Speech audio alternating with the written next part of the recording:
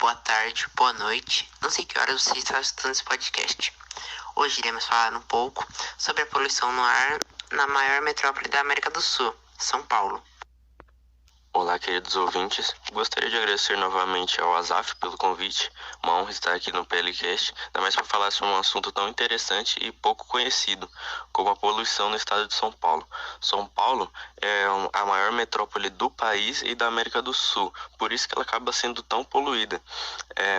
Gostaria também de começar fazendo uma introdução sobre o tema, né? Gostaria de falar também sobre alguns fatores que ajudam a cidade a ser tão poluída, como, por exemplo, os caminhões. No Brasil, os caminhões têm uma tecnologia razoavelmente desenvolvida se tratando da poluição do ar. Os caminhões, eles ajudam muito na emissão de poluentes na atmosfera. E no Brasil, no momento, a gente atura uma quantidade de 500 ppm por diesel fornecido para a população. Mas os ppm, muita gente não deve saber do que se trata, né? Eu vou explicar agora. O ppm significa partes por milhão de enxofre. O enxofre é o pior poluente para a atmosfera e ao aquecimento global.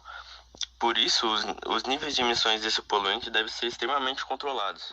Os possíveis efeitos desses poluentes para a saúde da população. Então, sobre a sua pergunta sobre os efeitos são variados, né? Eles podem variar de pessoa para pessoa, de lugar para lugar, e existem poucos estudos acerca disso, certo?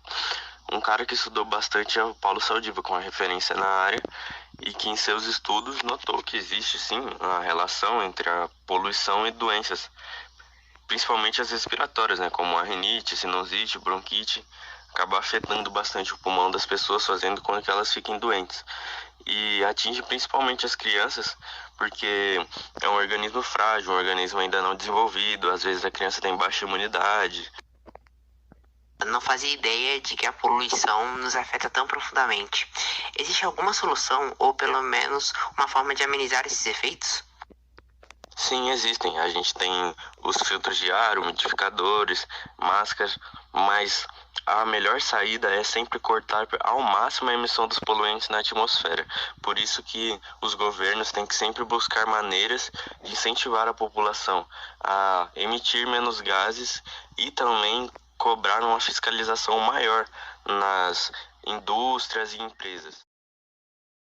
Os pesquisadores monitoram cautelosamente os níveis de poluentes emitidos na atmosfera? Sim, os pesquisadores monitoram e medem quase que frequentemente a qualidade do ar nos estados, municípios e países. Em São Paulo, a poluição já chegou a estar duas vezes e meia acima do limite estabelecido pela OMS. Entre 2006 e 2011, mais de 99 mil pessoas morreram por doenças ligadas à poluição. E segundo os próprios pesquisadores, menos de 2% dos municípios brasileiros contam com estações que medem a qualidade do ar. Mas o maior problema não é esse, é que o país utiliza há 25 anos os mesmos indicadores de qualidade do ar. Isso é muito preocupante, pois esses índices já estão bem ultrapassados e bem menos restritivos do que deveriam estar, certo? Já sabemos que São Paulo é a cidade mais populosa do país. Se compararmos ela com outras cidades, como ela sairia em termos de poluição e qualidade do ar? Então, segundo algumas pesquisas que foram realizadas comparando com a cidade do Rio de Janeiro, que é a terceira principal cidade do país, só perde para Brasília, que é a capital, e São Paulo. Entre 2007 e 2011, o Rio respirou um ar poluído todos os anos, menos em 2011. Meio que é totalmente esperado devido à diferença de tamanho e de população entre as cidades.